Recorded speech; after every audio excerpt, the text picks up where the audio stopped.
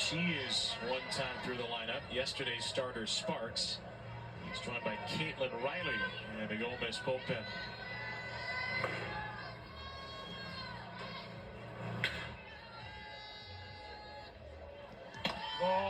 So many choices for pitchers on the Missouri staff, on the Ole Miss staff, but Missouri likes to work their pitching staff too in a slightly different way, where Ole Miss, their innings are pretty evenly split. Missouri has some pretty decisive roles with starters and then middle relief with McCann and a closer and Pennell. So they use their staff in a different way with more set roles.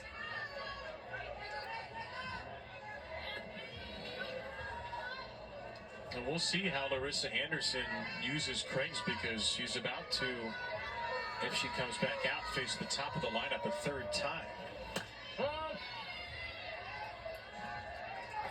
They have the lead in the seventh in a close game. They typically will go to Pennell, who saved 12 games, the most in Division I. Has a .82 ERA while doing it, by the way. 3-1 is inside. Clee Thermos loses Abroscato, who walks for a second time today. I think based off of the Ole Miss at bats, they haven't hit Krings hard much at all. Just a couple of hits that she's given up, and I think Krings will be out there. We'll see her in the sixth inning for sure. I'd be shocked if we didn't. Ball.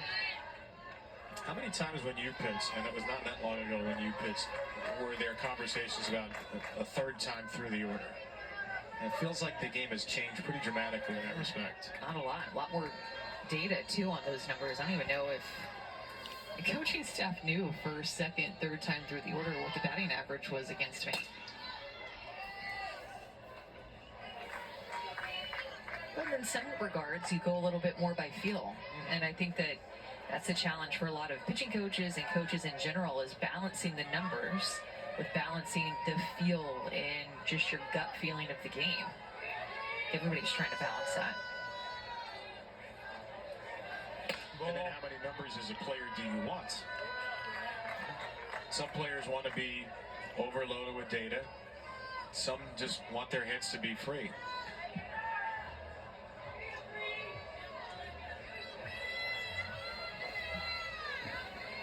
So one to Crenshaw is flying out to right field, both at bats.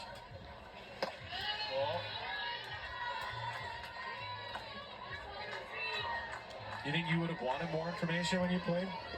I go back and forth about that all the time, because I think I would have stressed about the information that I got, and it may have been too much at first, and then I think I would have gotten the hang of it and used it to my advantage. Time called here. Brady's going to go out to chat with her pitcher on 3-1. And you can ill afford to fall behind any further here with 6 outs to... Notification. Reminder, your program will start now. This closer in the game, waiting in the wings.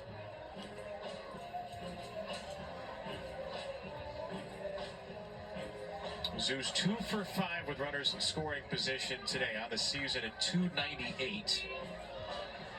This is quite a bit better than their team batting average of .270.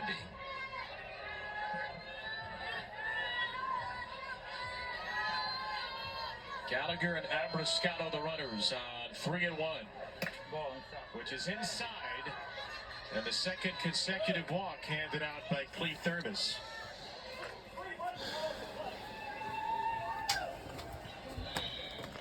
You keep her in if you're Jamie Traxel? You know, first of all, Ole Miss coaching staff not real happy with the strike zone, it seems like, and I think maybe because of that we might see a pitching change here. It just seems like the command for Clee Thermos just all of a sudden vanished in this inning after the hit by pitch to lead off the inning. Well, Mizzou's going to first of all bring up Katie Chester as a pinch hitter. Well, yeah, just missed him. Okay. Credential access only into the bullpen. You can still peek over, though.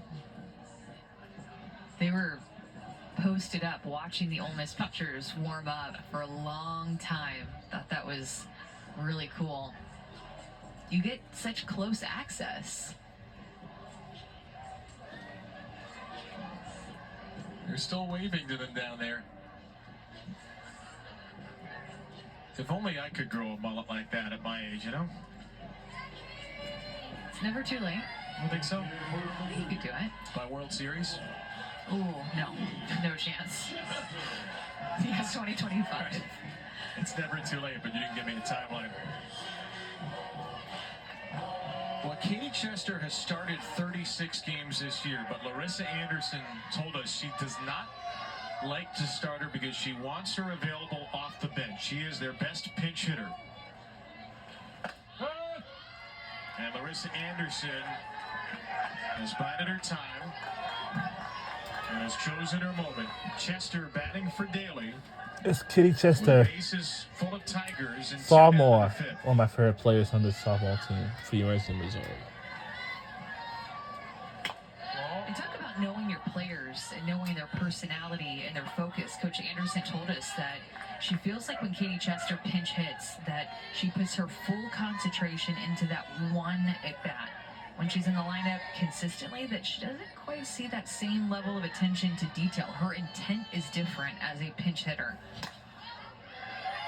She's 4 for 10 as a pinch hitter, though she is down 1 and 2.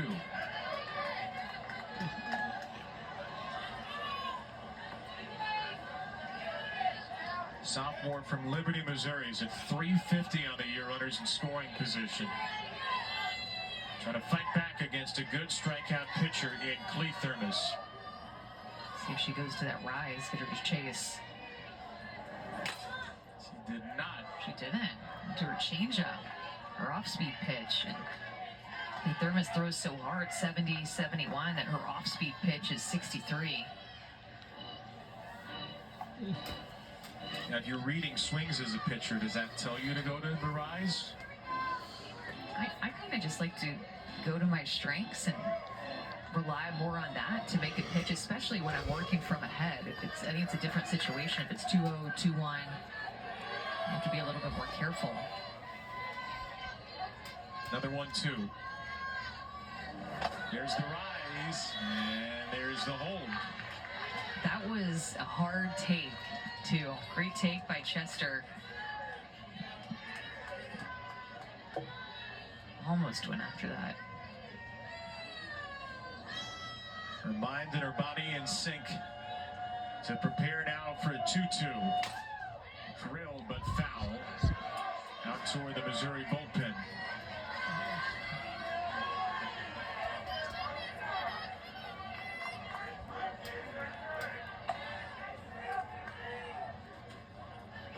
The 13 seed Ole Miss maybe needing one more win to feel truly safe about its NCAA tournament future.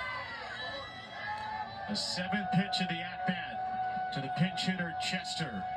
Ball up and in. Another terrific take.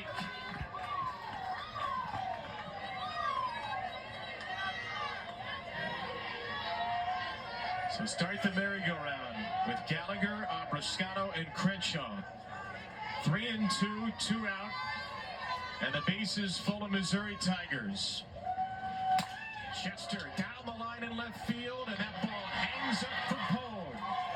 Clee Thermos escapes it, keeps the Rebels in the fight with 2 innings to go. Wow.